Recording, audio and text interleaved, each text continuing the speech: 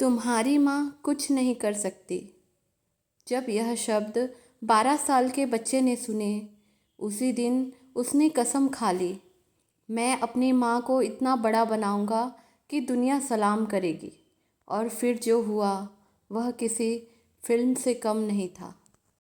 फिर माँ ने एक सच्चाई बताई, बेटा मैं ग्रेजुएट हूँ, मैंने बीए किया है और साथ ही मेरे पास कई डिग्रियाँ हैं, लेकिन तेरे पापा के परिवार में पढ़ी लिखी औरतों को सम्मान नहीं मिलता था, इसीलिए मैंने खुद को अनपढ़ बना कर रखा और तुम्हारे पिताजी ने भी मुझे इस बात का जिक्र करने मना किया था। राम हैरान रह गया क्योंकि उसे पता ही नहीं था कि उसकी माँ इतनी पढ़ी लिखी है। उसने पूछा, तो फिर माँ आप दूसरों के घर बर्तन क्यों मांज रही हैं?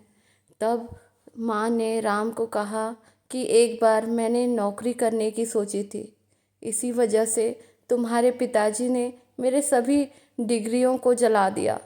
अब मेरे पास कोई डिग्री नहीं है। अब बिना डिग्री देखे कौन मुझे नौकरी देता, इसीलिए मैं ये सब काम करने पर मजबूर थी। राम की आंखों में आंसू थे। वो ये नहीं सोच पा रहा था कि उसकी माँ ने कितने दुख झेले हैं। अब माँ ने उसी दिन फैसला लिया और बोली, अब मैं नौकरी करूँगी अपने दम पर। दूसरे दिन इंटरव्यू के लिए वह फटी साड़ी और साधारण कपड़ों में जब ऑफिस पहुँची तो लोगों ने उनका बहुत मजाक उड़ाया। लेकिन तभी कंपनी के बॉस ने सीमा को पहचाना। वह उनका पुराना दोस्त था।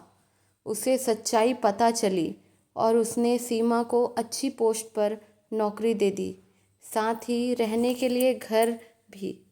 समय बीतता गया, राम ने खूब मेहनत की और एक दिन बड़ा अफसर बन गया।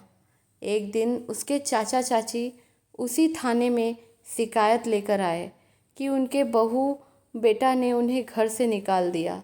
राम ने उन्हें पहचान लिया। चाचा रोते हुए बोले, बेटा हमें माफ़ कर दो, भगवान ने हमें सज़ा दे दी। राम ने गुस्से में कहा, जब आपने हमें निकाला था तब आपने नहीं सोचा था कि मेरी माँ कितना दुखी होगी, वो मुझे लेकर कहाँ कहाँ जाएंगी। मेरी माँ मुझे पालने के लिए ना जाने कहाँ कहाँ बर्तन मांजी, कितने सारे काम किए हैं और कितना दुख झेली है, और आप लोग तो खुश थे हमको ऐसा स्थिति में देखकर। लेकिन फिर राम ने वही किया जो उसकी माँ ने सिखाया था।